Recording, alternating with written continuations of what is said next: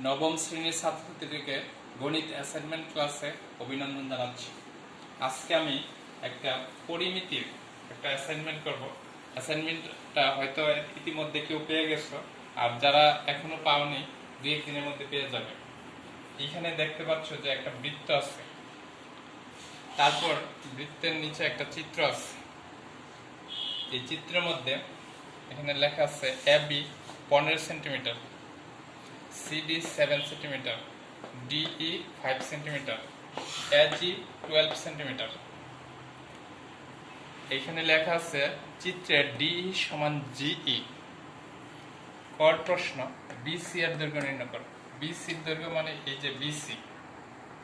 হর প্রশ্ন ই F G এর অর্ধবৃত্তের পরিধি কত? ই এফ জি অর্ধবৃত্তের পরিধি কত? গড় প্রশ্নে বলছে A B C D E F G এর পরিসীমা ও ক্ষেত্রফল কত? দেখো A B C D E F G এর পরিসীমা অর্থাৎ টোটাল বৃত্তটার পরিসীমা নির্ণয় করতে বলছে এবং ক্ষেত্রফল নির্ণয় করতে বলছে। আমরা কর সমাধান করি।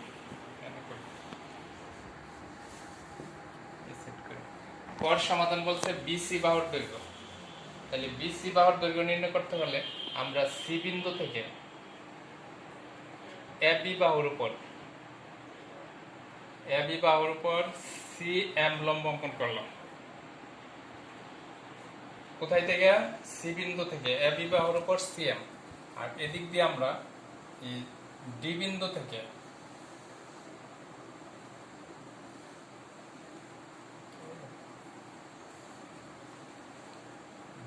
থেকে এজি বাহুর উপর ডি এন লম্ব আঁকলাম। এজি বাহুর উপর ডি এন লম্ব অঙ্কন করলাম।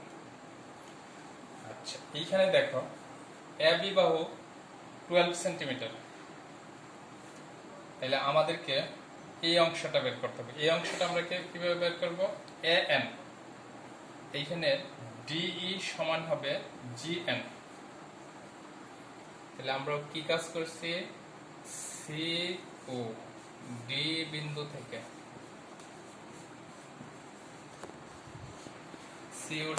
থেকে A B O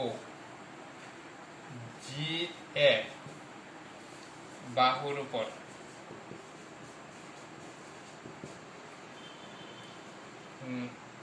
C M ও ডি এন লম্ব আঁকি।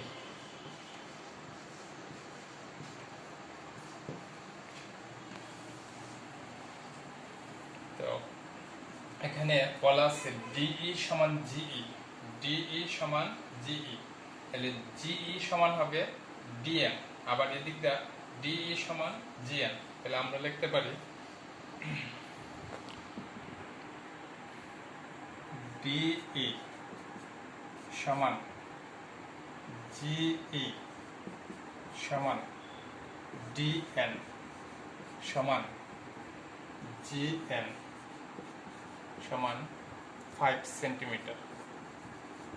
যেহেতু ডিই 5 সেন্টিমিটার, সুতরাং সবগুলোই 5 সেন্টিমিটার। এখন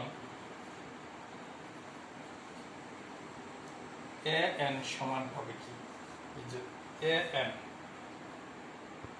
এজি হলো 12, AG minus GN, AG minus GN. AG 12 centimetre আর জিএন হলো 5 সেন্টিমিটার। তাহলে বিয়োগ করলে 7 সেন্টিমিটার। তাহলে আমরা কার মান বের করলাম? A N. চিত্রে এ এন সমান হবে C M. M R CM সমান 7 সেন্টিমিটার। তাহলে আমরা সিএম এর কেন লিখতে পারি 7 সেন্টিমিটার। আচ্ছা, এবার আমাদেরকে এমবির মান বের করতে হবে। এমবি রেখার মান বের করতে হবে। এমবি রেখার মান কিভাবে বের করব? আমরা এবি থেকে যদি সিএন রেখা বিয়োগ করি তাহলে এমবি রেখার মান বের হবে। তাহলে সিএন সমান সমান হলো 7 প্লাস এই যে সিডি 7 আর এখানে আছে ডিএন হলো 5 সমান সমান 12 সেন্টিমিটার। therefore এমবি বা বিএম ইজ ইকুয়াল টু হবে এবি হলো 15 সেন্টিমিটার আর সিএন আমরা পেলাম 12 সেন্টিমিটার, তাহলে 15 minus 12 centimetre equal to 3 centimetre. তাহলে আমরা এই এমবি বিএম পাইলাম 3 সেন্টিমিটার, 3 সেন্টিমিটার।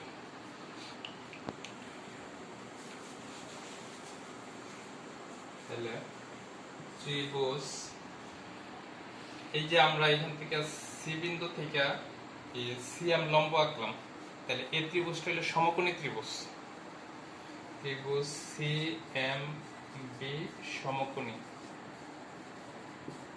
তাহলে সমকোণী ত্রিভুজের ক্ষেত্রে পিথাগোরাসের সূত্র আছে CB square is equal to CM square plus BM square. এটা কিভাবে লিখলাম? পিথাগোরাসের সূত্র অনুসারে, পিথাগোরাসের উপপাদ্য।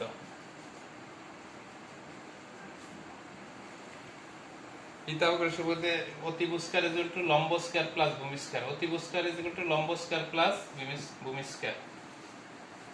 লম্ব হলো সিএম আর ভূমি হলো এমবি আর এমবি।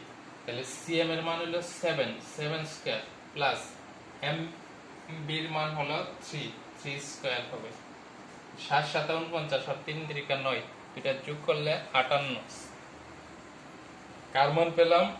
C B square. এটা উভয়টার পক্ষে রোড দিলাম, রোড দিলে এই রোড স্কয়ারে কাটা CB is equal to CB না বিসিবি, সিবি আর বিসি এক কথাই। BC is equal to root দিলে কত আসলে 7.62 সেন্টিমিটার। 58 এর উপর যদি রোড দিই তাহলে 7.62। ক শেষ হলো। তাহলে আমরা কত প্রশ্ন এসেছিল বিসির দৈর্ঘ্য কত, তাহলে বিসির দৈর্ঘ্য পেলাম 7.62। এবার খ করব ই এফ জি অর্ধবৃত্তের পরিধি কত। ই এফ জি অর্ধবৃত্তের পরিধি কত? ই এফ জি অর্ধবৃত্তের পরিধি দেখব বৃত্তের ব্যাসার্ধ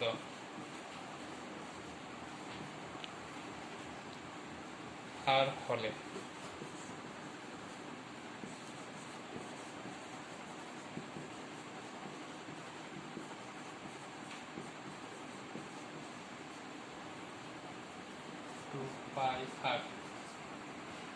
যদি কোনো বৃত্তের ব্যাসার্ধ আর হয়, বৃত্তের পরিধি হবে 2 পাই আর।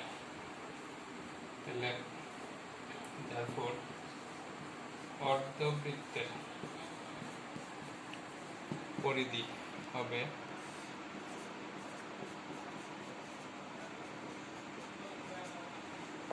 অর্ধবৃত্তের পরিধি মানে অর্ধেক, এই জন্য দুইটা ভাগ করছি, দুইটা 2 কাটা যাবে পাই আর।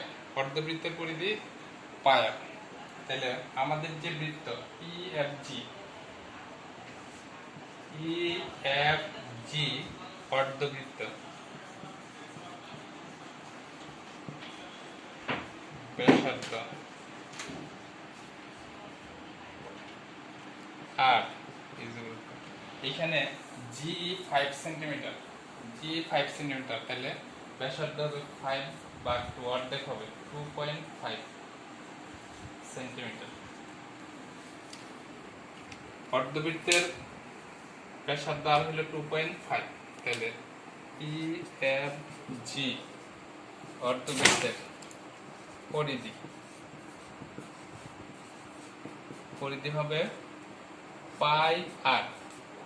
পায়ের মান হলো 3.1416 ইন্টু আর এর মান হলো এখানে বাইর করছি 2.5 পাই আর। এটা পায়ের মান আর এটা আয়ের মান, দুইটা গুণ করলে 7.8 54 সেন্টিমিটার।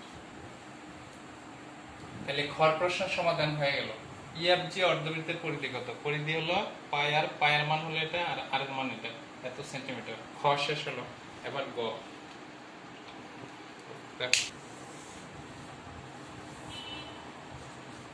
ABCD EFG এর পরিসীমা ও ক্ষেত্রফল নির্ণয় করো।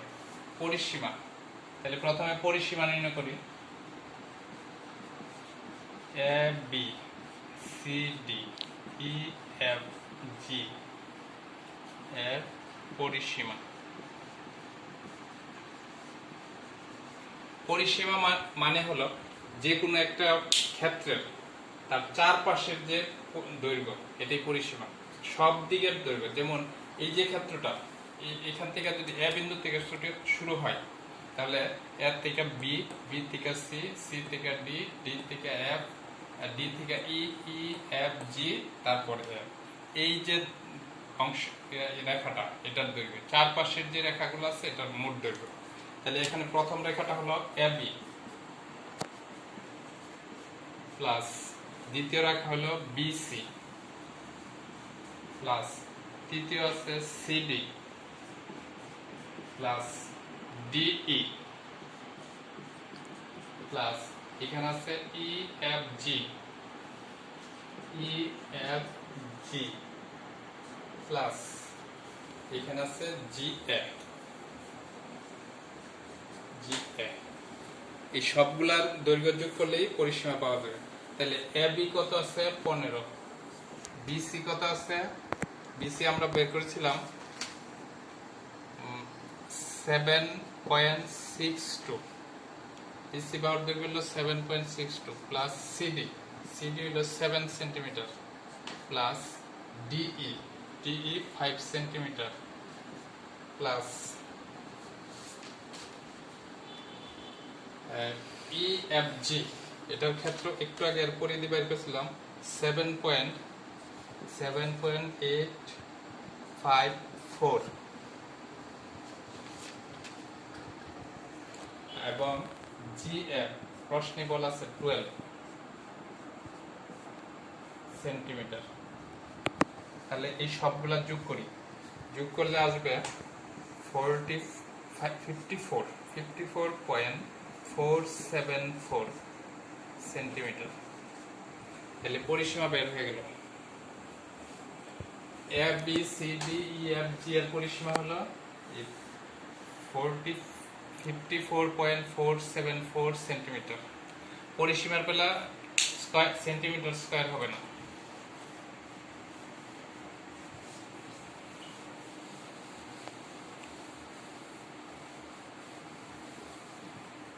এবার বাকি রইল ক্ষেত্রফল। কার ক্ষেত্রফল? A B C D E F G এর ক্ষেত্রফল, অর্থাৎ A B C D E F G এর ক্ষেত্রফল। আচ্ছা, ক্ষেত্রফল বের করার আগে আমরা চিত্রটাকে একটু ভালো করে খেয়াল করি। এখানে আছে এ এম সি এম, এটা একটা আয়তক্ষেত্র। সি এম বি, এটা একটা ত্রিভুজ।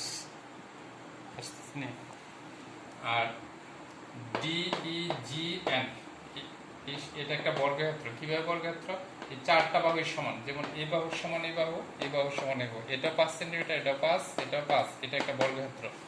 আর জি ই এফ জি, এটা একটা অর্ধবৃত্ত। তাহলে আমরা চারটা ক্ষেত্রফল বের করতে হবে, করে যোগ করলেই এটা A B C D E F G এর ক্ষেত্রফল বের হয়ে যাবে। কি কি? এই আয়তক্ষেত্র, এই ত্রিভুজ, এই বর্গক্ষেত্র, এই অর্ধবৃত্ত। প্রথমে আমরা আয়তক্ষেত্রের ক্ষেত্রফল বের করি। এ এম সি এন, এই যে এ এম সি এন আয়তক্ষেত্রের ক্ষেত্রফল।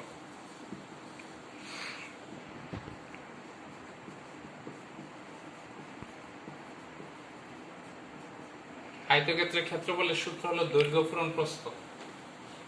দৈর্ঘ্য পূরণ প্রস্থ। তাহলে সিএন এর দৈর্ঘ্য হলো 12, এম এর দৈর্ঘ্য 12। কিভাবে? এম 15 মাইনাস এই যে 3 সেন্টিমিটার, বিয়োগ করলে 12 সেন্টিমিটার। তাহলে 12 পূরণ প্রস্থ হলো 7, এটা 7 হলে এটাও 7 স্কয়ার সেন্টিমিটার হবে স্কয়ার সেন্টিমিটার 7 12 84 84 স্কয়ার সেন্টিমিটার। এবার এই ত্রিভুজটার ক্ষেত্রফল বের করি। এই ত্রিভুজটা হলো সমকোণী ত্রিভুজ, সিএমবি হলো সমকোণী ত্রিভুজ। তাহলে সমকোণী ত্রিভুজ সিএমবি এর ক্ষেত্রফল, ত্রিভুজ সমকোণী ত্রিভুজের ক্ষেত্রফলের সূত্র হলো হাফ ইন্টু ভূমি ইন্টু উচ্চতা। হাফ ইন্টু ভূমি, ভূমি হলো এমবি, উচ্চতা হলো সিএম।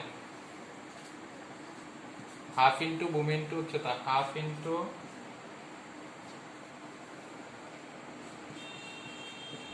ভূমি এমবি হলো 3, উচ্চতা সিএম, সিএম হলো 7, ক্ষেত্রফলের স্কয়ার সেন্টিমিটার হবে। তাহলে আসতেছে 3 7 21 21 আর নিচে 2 সেন্টিমিটার, ভাগ করলে 10 ইন্টু 5 সেন্টিমিটার, 10 ইন্টু 5 সেন্টিমিটার। এবার এই আয়তক্ষেত্রের ক্ষেত্রফল বের হলো, ত্রিভুজটার ক্ষেত্রফল বের হলো। এবার ডিইজিএন একটা বর্গক্ষেত্র, ডিইজিএন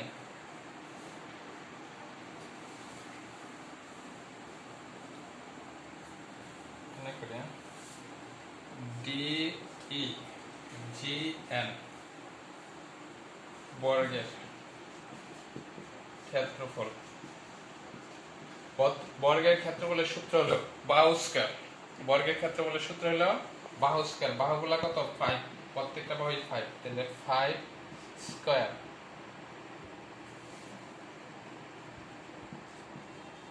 স্কয়ার 5 5 25 25 সেন্টিমিটার স্কয়ার। তাহলে বর্গের ক্ষেত্রফল বের হলো। এবার হলো অর্ধবৃত্তের ক্ষেত্রফল। অর্ধবৃত্ত, অর্ধবৃত্তের হলো ইএফজি এর ক্ষেত্রফল। ইএফজি এর ক্ষেত্রফল হলো, বৃত্তের ক্ষেত্রফলের সূত্র হলো পাই আর স্কয়ার, পাই আর স্কয়ার। এটা হলো বৃত্তের ক্ষেত্রফল। অর্ধবৃত্ত হলে হাফ হইব, হাফ পাই আর স্কয়ার।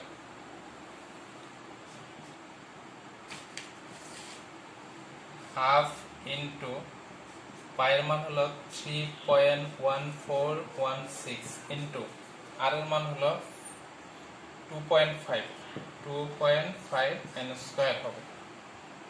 তাহলে আমরা এই হাফ আইনি ইন্টু 3 ইন্টু 1416 ইন্টু 2.5 2.5 গুণ করলে 6.25 সেন্টিমিটার স্কয়ার। তাহলে আমরা এই দুইটা গুণ করব আর দুইটা ভাগ করব। গুণ করে দুইটা ভাগ করলে 9.817 সেন্টিমিটার স্কয়ার হবে।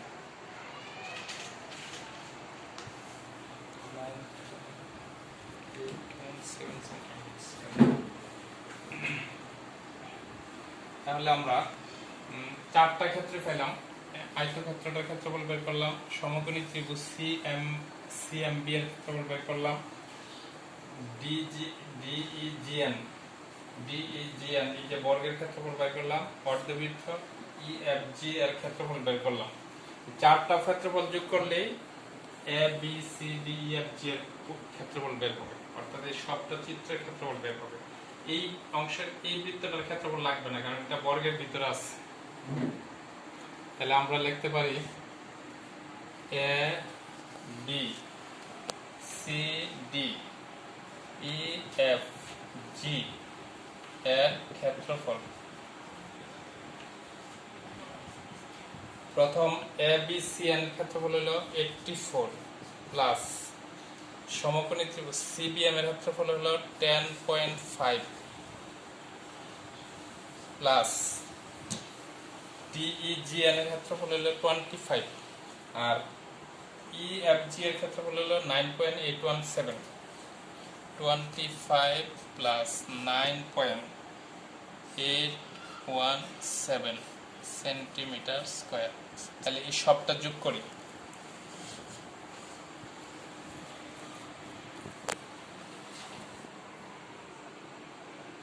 Hundred 29.317